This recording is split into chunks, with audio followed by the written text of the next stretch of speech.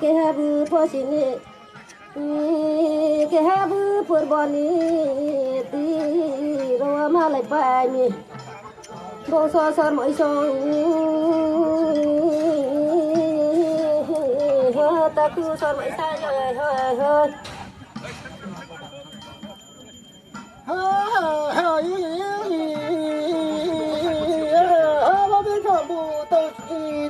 mà suy suy yêu tôi bao giờ nó phải bỏ tên nó tên cậu à tại nó vậy thế chúng phải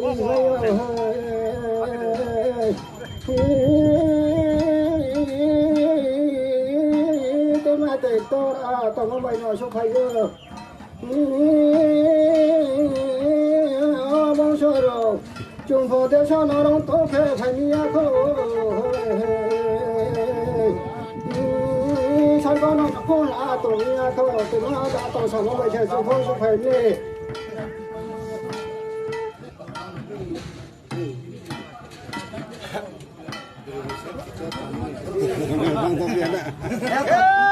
giờ đi sao phải mà bao ra nhìn sao để cái này phải nó mong soi rồi khó lên chim đây không cho tôi nó chim đây không sẽ cho mẹ khát đó khó nó nè là mày vừa bơi vậy à anh nè là mày vừa bơi vậy à khá gan nó khó nó chim đây không sẽ nuôi cho mẹ thấy nè nó một cái này aku angke bu nsam ke bu toren ma hiawo em sum ke bu zer nap choi ke para ke bala josmani para ke apa no ke gipon thanya jawo panji de mes kano ke mai le mai jaya re jaya taku ra ro bai ni re the thani ko sagra din ako nhậu thì jam bo ye anh mai nhập chỗ cái thì nó phải ra nè ông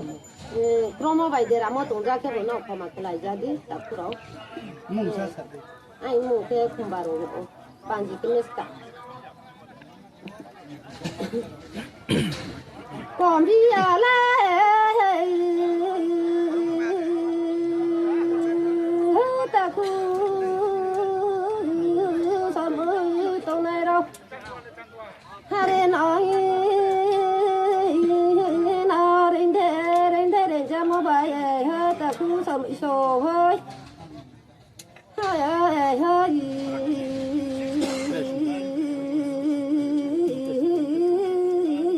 bố rồi lê thì không rồi mà lê buồn thì mày để hồ sổ lê sổ ra ya mỗi giờ giờ lê tôi để bị có nhà mà xe sao mấy giờ nó đến ra mà vậy bố sợ làm mà bố sợ phải ra mi bố sợ sao mỗi sợ bên coi là do tổ này mà chồng bự coi là chỉ sợ ya tổ này mà ra gạo bên coi là nụ sợ ya tổ này mà ra gạo thì mi sao mấy chồng bài thì mi thì mi bự trong bạn mi bự lòng bà rồi lấy puspa qua thì bao phải giảm đi bông sao sớm ơi tổ này đâu vậy còn lấy còn khả năng này à thà ra nói bông sao sớm ơi sống vậy thì nhỏ gì sao thế nào mà sao khả năng bông sao sống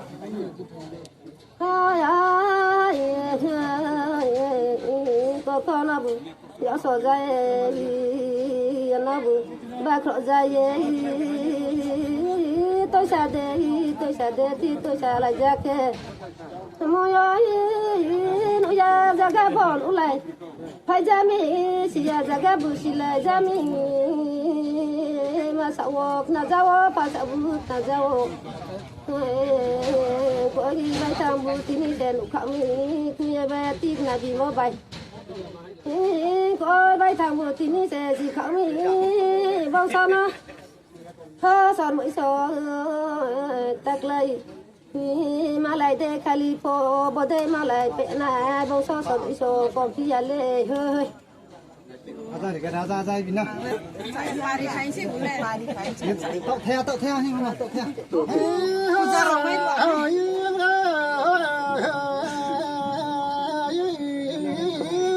tây mà lên tây con nó mua đi lên một ton nó à bao tây mà bay mua đi hấp hoa cho thì mà phải bay món nó bọn tôi đi mà tôi lại phải nó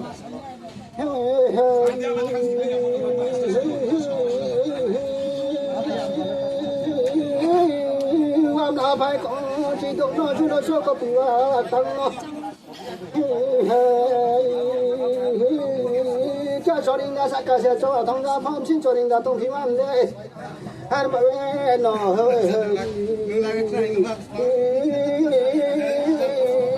sáng có thể lấy phô số mấy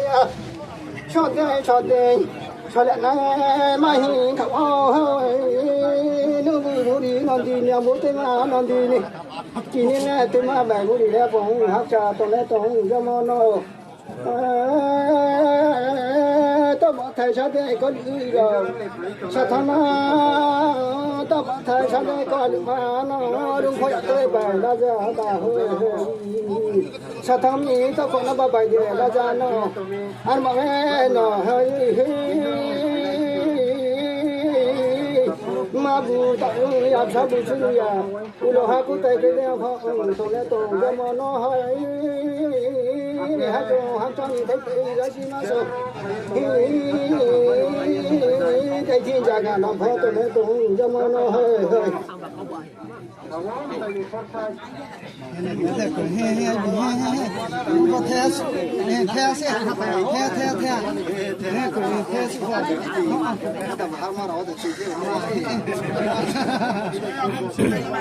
cái gì đó nó cái gì mà mà chả nói được thế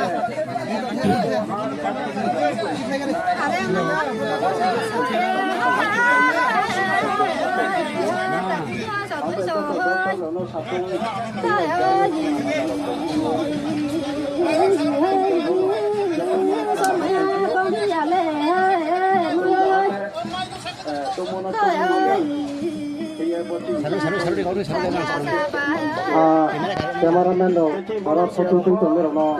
maka bawa isi tay mana foto tapai sadi isi tay mana foto tapai sadi kita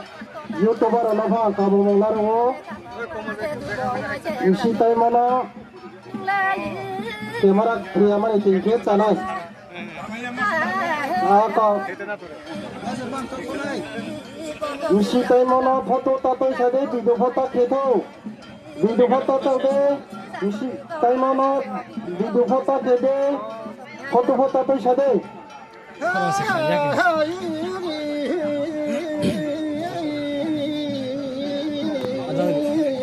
mày nó chơi xài đi chợ nào mà bù thấy ơi ta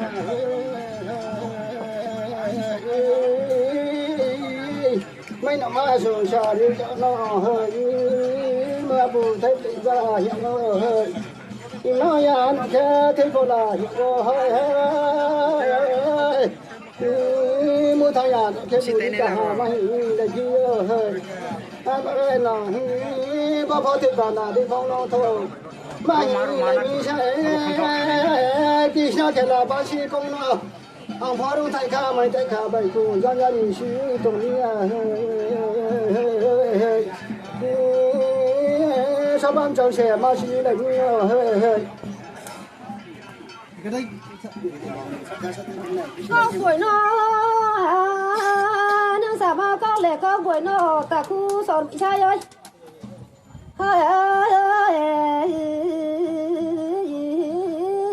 nương bữa số là bao sọ lại à